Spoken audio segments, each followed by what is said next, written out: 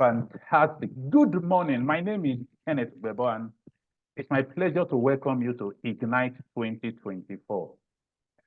Very interesting. This is Ignite 3.0, but we had the first edition of Ignite 5 years ago. We've skipped 2 years, but we don't plan to skip anymore because we want to gain some consistency. But something I should mention right from the get-go, why I welcome and appreciate Ebuka Anichebe.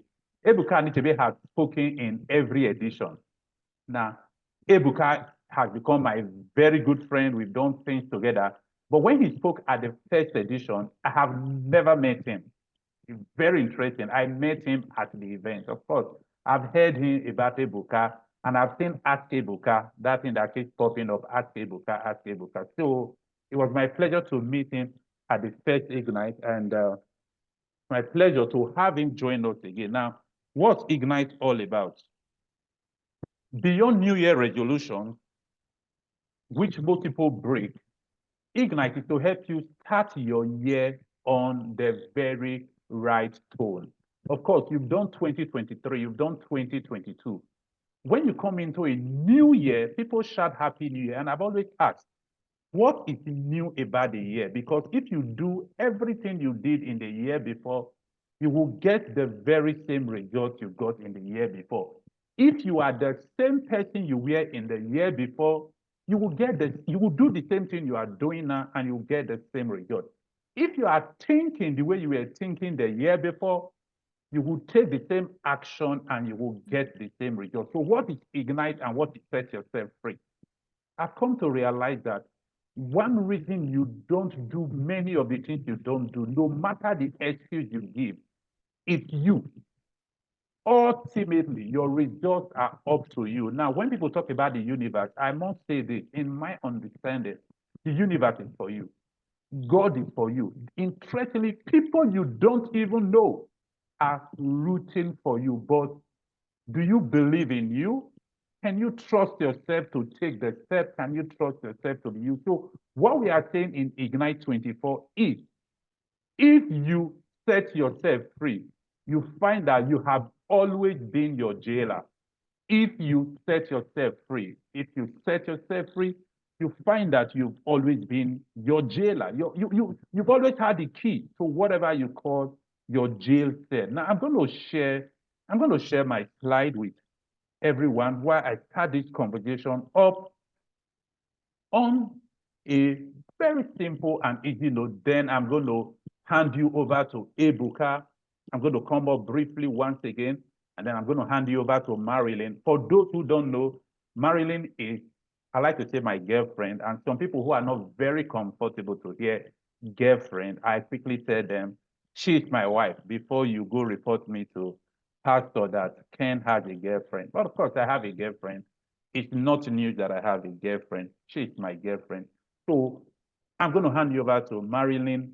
Then I'm going to bring in Farouk. So we have Ebuka, we have Marilyn, and we have Farouk. In between, I'm going to do my presentation back and forth. So I'm going to share my screen now and just set the tone for this conversation. So let me share my screen with everybody, and then let's set the tone for the conversation. Okay, good.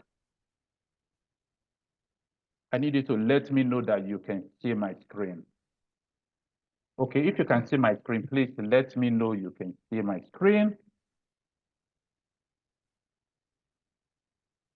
Can you see my screen, people?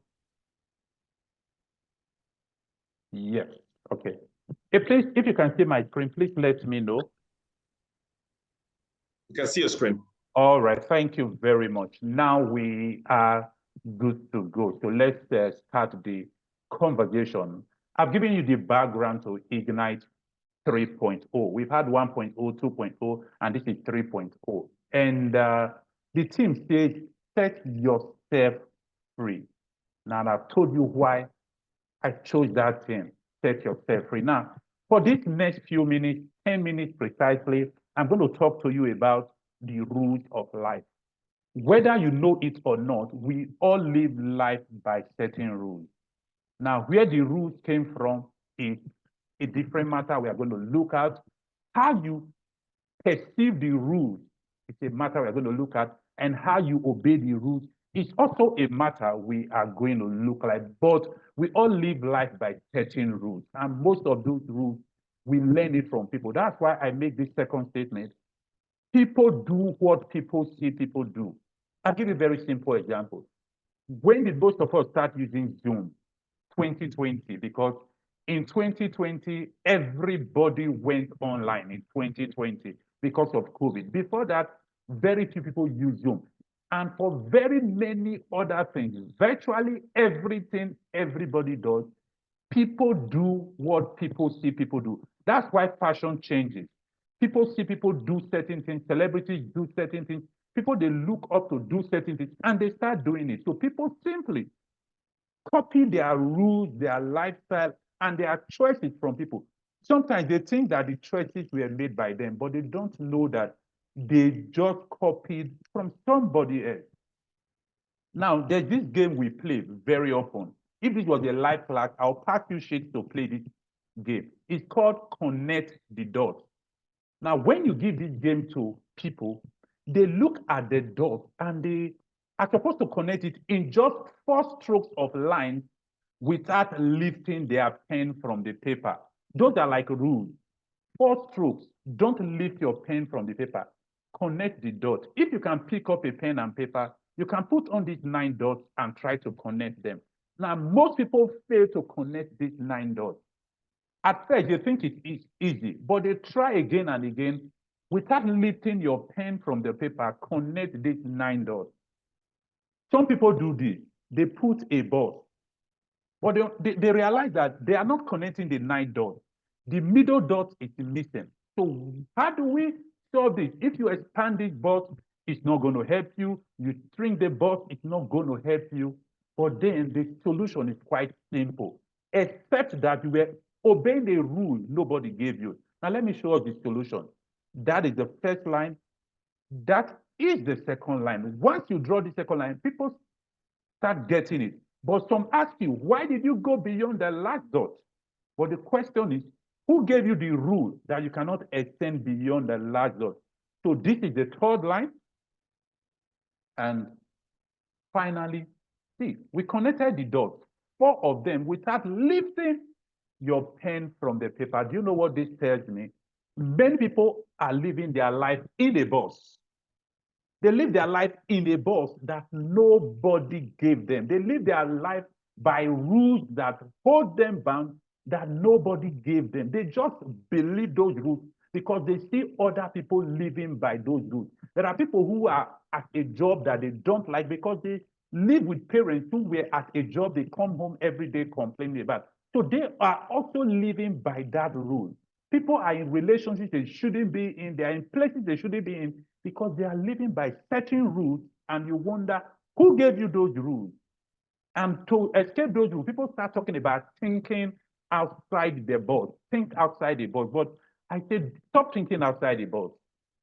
Because once you make the statement, think outside the box, your impression is that there is a box.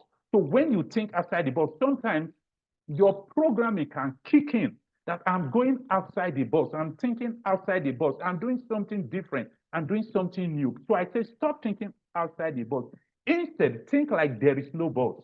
You know what that means? It means that you are borderless and you are limitless. Yes, you are borderless and at the same time you are limitless. So that the things that you think used to hold you bound, the things that you think were rules, the things that you think were limits are completely removed because the only limits are the ones you have in your mind. If this is the only thing you take out of this conversation, it can ignite your 2024. The only limits are those you have in your mind. Can you earn $1,000?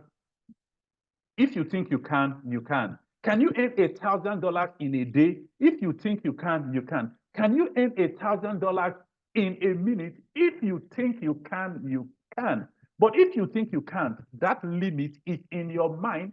It's not in the system. It's not in the economy. It's not in the people. It's not in the country. The only limits are those you have in your mind. I'll tell you 3 quick stories and I'll step out of your way and bring in the first speaker, Ebuka Anichebe. My first story is about the chained elephant. I'm sure some of us have seen this. When an elephant is small, they put a chain on the elephant and tie it to a small stick. A very baby elephant, if I would say. But even when the elephant grows so big, it doesn't break the chain. Why? Because when it was small and it tried to break the chain, because it was a small elephant, it couldn't break the chain. So that chain has been ingrained in the mind of the elephant. So even as a big elephant, not the chain that is holding the elephant, the physical chain, but now the chain in the mind of the elephant. Now, let me tell you my second story. It's called the monkey experiment. If you put monkeys in a room and with banana on top of a ladder, everybody knows that monkeys like climbing, monkeys like banana. That a monkey will climb up and take the banana. But this is the trick with this experiment. Every time one monkey attempts to climb the ladder, the rest of the monkeys are sprayed with very cold water, which is very uncomfortable for the monkeys. So every time another monkey tries to climb, they spray every other person with very cold water. So after a while, when another monkey tries to climb for the banana, the rest of the monkey gather together, beat that monkey and drag it down. But this is the strange thing. One after the other, they started removing the old monkeys that were there at the beginning of the experiment and replaced them with new monkeys, completely new set of monkeys. But this is the strange thing that happens. Every time any of the monkeys that have never been sprayed with water, have never experienced the cold water shower, try to climb to take the banana, the rest of the monkeys go ahead, fight and drag it. And you know why? They are enforcing the rule they have no idea when it was made. Now, somebody might be thinking, oh, you're talking about monkeys. Now, let me talk about human beings in this social experiment. A group of people were put in the waiting room of a doctor as a social experiment. Others were going to come in, real patients. But there was this thing that they were told to do. After every 5 minutes, everybody just stands up and sits down. Nobody says anything, nobody does anything. Once it's 5 minutes on the clock, everybody just stands up and sits down. Now, actual patients started coming in, and they noticed that everybody stands up and sits down. Initially, it was what's going on here. 5 minutes, everybody stands up and sits down. After a while, the new patients too, thinking, okay, maybe it was a routine, started standing up and sitting down. Little by little, the old people in the room who were part of the social experiment started living in the guise of seeing the doctor. They go into the doctor's room, they come out, they go into the doctor's room.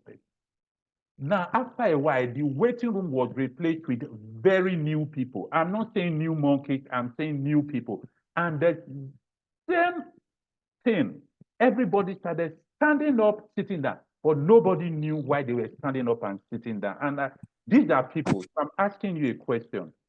The rules you are following, is it by your design or are you living by default? Are you standing up and sitting down because every other person is standing up and sitting down? Are you doing what you are doing because every other person is doing the very same thing? If you are doing what you are doing because every other person is doing it, you are living by default, not by design. It's Ignite 3.0, and I'll leave you with that thought at the back of your mind. Reconsider the rules you are living by and ask yourself a question. Am I living by design or am I living by default? Please mute your mic. Am I living by design or am I living by default? Okay, it's been my pleasure sharing that first section with everyone. Okay, please hold there. Let me mute that. Okay, please. Okay, thank you very much. So I leave you with that question. Are you living by design or you are living by default? Living by default means that you do everything every other person is doing because they are doing it, but not because you understand why they are doing it and you've decided to do it. I'm going to continue this conversation, but at this point in time, that's all. That introduction, to keep that thought, I'm going to welcome a book. I'm going to share my screen again, and then I'm going to just continue our conversation. If we remembered what we've spoken about, I've talked about the rules of life, which is what my section generally is all about. I started out and I'm going to continue, take it from here. Now, I've asked you the question, what rules are you living by? I ended by saying, are you living by design or by default? What I mean is, are you doing things you see other people doing? Like I said at the introduction, people do what people see people do. Are you living by design or by default? So I'm going to continue the conversation from there. Now, when it comes to people living by default, it is a result of social conditioning. So what is social conditioning? It's the process by which individuals acquire beliefs, behaviors, and values from culture and society, shaping their perception and influencing their thoughts and actions. Your beliefs, your behaviors, and your values. Ebuka talked about having friends with shared values. And once your beliefs and behavior are shaped by society, it gives you your thoughts, and your thoughts will produce actions. Now, when society conditions your thinking, they don't have to worry about your action. I like this quote by Kataji Woodson. If you can control a man's thinking, you don't have to worry about his action. When you determine what a man shall think, you do not have to concern yourself about what he would do. If you make a man feel that he is inferior, you do not have to compel him to seek an inferior status. He will seek it himself. So when society conditions your thoughts, and they don't have to worry about your action, because once they sow the thought, your thoughts will give birth to your action. Now I'm talking about social conditioning. I would say social conditioning is how society controls your thoughts, your beliefs, your values, so that your actions flow from there. And I'm going to talk about two tools of social conditioning. There are so many more tools, but I'm just going to focus on two major tools of social conditioning. Number one is school. And somebody will wonder, do you mean we shouldn't go to school? Not at all, but understand it as a tool of social conditioning. Now, the second tool is the media, by any name: television, social media, news media, books, movies. All of them are tools for social conditioning. Let me briefly run through. How did school come about? School came about because the big corporations wanted to create workers who could work in their factory. That's a Rockefeller and the rest of his lot. That's why they still give money to university.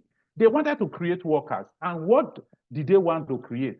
They wanted people who could work on the assembly line, semi-autonomous robots who do what they are told and do not think, who follow the rules. They say put one here, they put one. They don't even ask, why are we putting one? Why not two? Why do we have to put at all?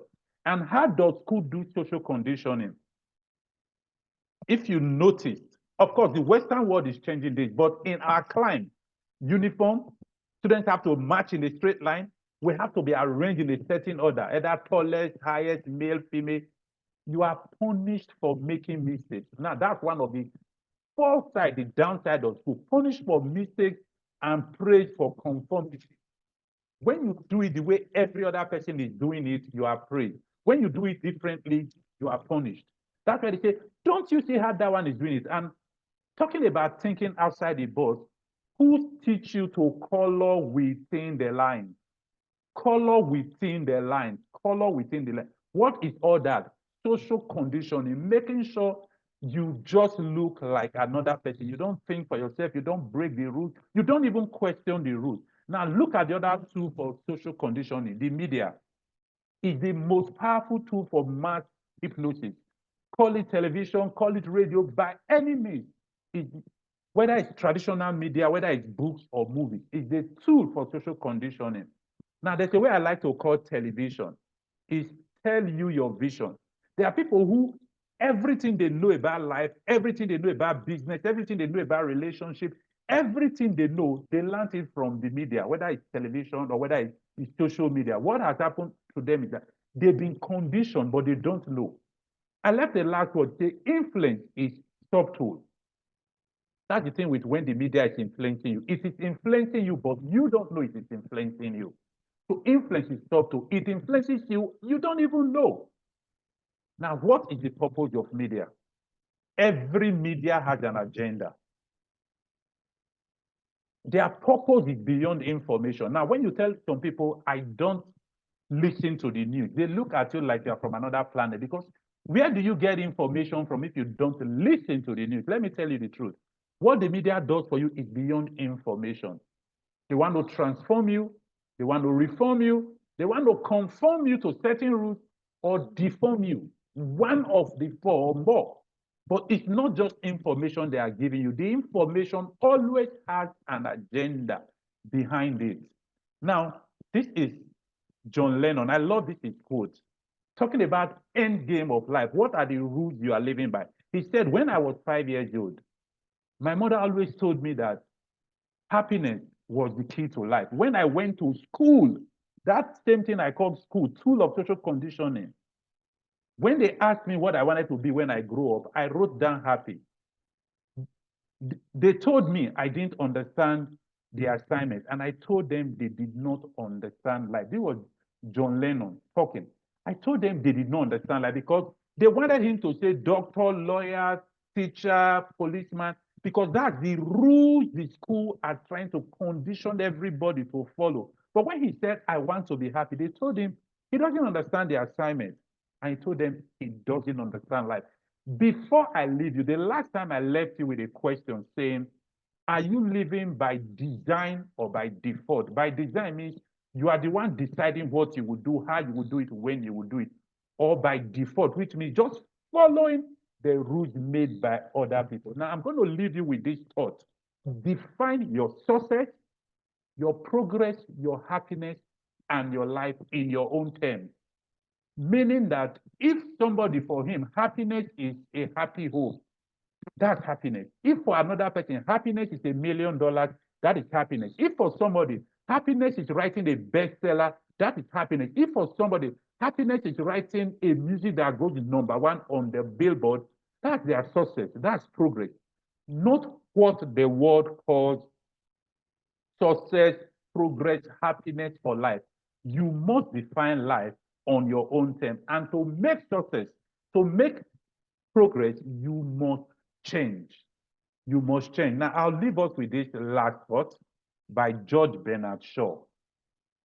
He said that the reasonable man, you know, when they say, please be reasonable, this is what they mean. George Bernard Shaw says that the reasonable man adapts himself to the world. Follow the rules, color within the lines. Yes, do what you are told. But the unreasonable person persists in trying to adapt the world to himself. Therefore, all progress depends on the unreasonable man. Now, what I'm saying is, you know, those times you have conformed to the rules, sit up, stand, go left, go right, trying to be reasonable so that your friends, like Ebuka said, would think, oh, this is what your friends think of you, living within those boundaries. I said, think like there is no boss and live like you are unreasonable if you have to. You know why? So that you will break all of the rules that society, that your friends, that family have placed for you, all the boundaries and all the bosses, so that you can break free from those reasonable expectations, so that you, if they say you're unreasonable, know that you are starting to break free of their control and of their shackles. So this conversation continues, and the question is, what are you living? What rules are you living your life by? Thank you very much. Interesting conversation so far. Yahaya, thank you for your very kind comments. And we are not done yet. Ebuka has had his section. Marini has had his section. I'm going to just take a small interlude, and then I'm going to bring in Farouk. Okay, if we can see my screen. I'll take it from where Marilyn started. To make progress, it requires change. And she talked about this a lot. And change means that you are doing something different. It means that you are doing something new. You can't keep doing the same thing and expect new results. You know, when people say Happy New Year, I'm the one who usually asks, what's new about the year? I'll tell you a story. When I moved into Abuja about close to 20 years ago, I had this pastor who, every time he stepped into his office, he will ask you, Ken, what's new?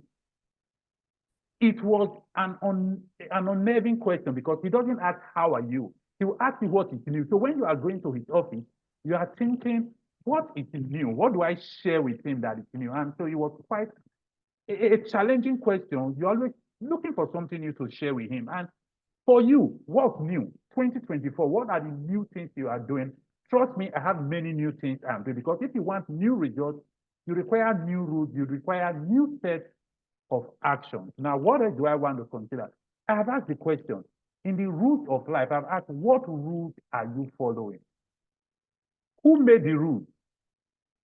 Who is profiting from the rules? Somebody said that people don't have any problem with a bad system as long as they are profiting from the system. We can understand that in Nigeria. Politics is a very good example. So who made the rules you are living by? Who is profiting from there? And for those of us who think that the world is just anyhow, if you don't understand that the world is rigged, you've already been scammed. It means you are living in a scam and you don't know. And the question I'm asking is, are the rules hurting you or helping you? If you find where you are in life that obeying all the rules, living in the box, coloring within the line, staying in line, being reasonable, being normal, obeying all those rules, if you find that it is not, it's strangling you, it's hurting you, or it's killing you, it's that time you break those rules. Remember our connect the dots? We said that nobody told you you couldn't go beyond the edge of your boat. So it's time to break those rules that are holding you bound. Now, when you want to break rules, like Ebuka said about friends, they will tell you it's impossible. Oh, you can't do that. That's impossible. See, somebody said it is impossible until somebody does it. Now, I left you 4 examples here. People said it was impossible for human beings to fly. Abi? It was impossible for machines to fly. Only birds can fly. A lion cannot fly, an elephant cannot fly, a man cannot fly. But the Wright brothers did not stay within the rules. They invented flight.